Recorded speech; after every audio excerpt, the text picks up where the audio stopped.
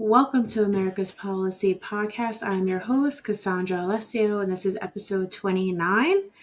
The good policy of the week. Well, let's start off with the bad policy. The bad policy of the week is making a state mandate all electric cars or new cars made to be only electric. And New Jersey is one of them. So we do that. They passed a law for here. And let me explain why it's a bad policy. I think any time when you become reliant on one source, it's going to cause issues, right? So you see this in other countries too. If we all depend on electric for our main source, then when there are powder outages and when there is an inability to keep up with the power that's needed for the electric systems, and then that's when you have times that go all dark. So I think anytime a state mandates all electric cars, I think it's doing a disservice to the public. And what they should do, and some states do this or should be doing this, is make a mix. You could have hybrid cars, you could have gas cars, you could have electric cars, you could have those cars that have been discussing, the solar panel cars. They're supposed to hit the market soon. So you have all these different options. And I think the states that kind of attract that will be the most successful, not only benefiting the people, benefiting the environment, benefiting the car industry. And it's a healthy dose of combining all your resources and giving people options. But when a state comes in and mandates, okay, we're only doing one thing, that reminds me kind of like, I don't know, a dictatorship level of power that is not very successful, and it shows, right?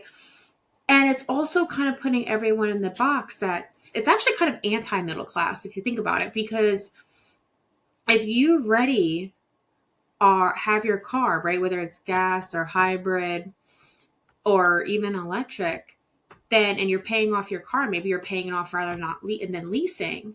Now the problem is if you kind of change the system where it's making it all electric, what's going to happen to all the people that have gas-powered cars and all the gas stations, etc.? So you're forcing everyone to spend a lot of money. And I think it's just a bad policy all around. And it's one thing to offer different options and give people the choice and the resources so you're not depending on one type of vehicle.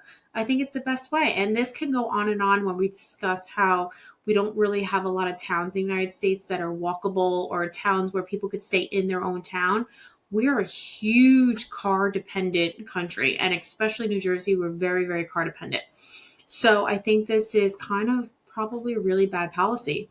But a good policy now, I want to talk this week about how there are a lot of changes to the education system, and especially for higher education.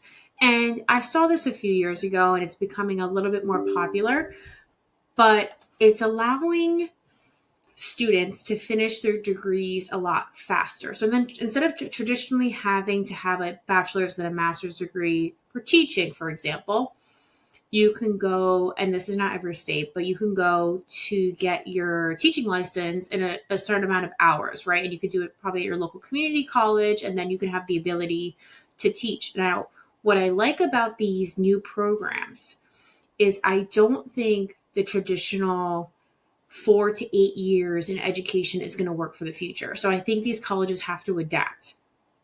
And the reason being is it's a lot of money that people don't have anymore to educate yourself in subjects that maybe you're not going to need, right? So if you already know you want to be an engineer, if you want to be a teacher, if you want to be a plumber, whatever the case may be, you want to be a lawyer, you should have a program designed for that specific career and finish it in a couple of years, right?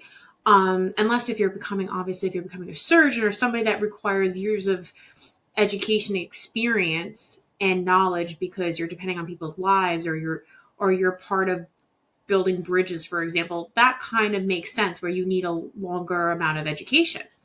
But I think we need to give the ability for people to start working sooner, and we need the people to be able to have a chance to be able to get their career without going $150,000 in debt.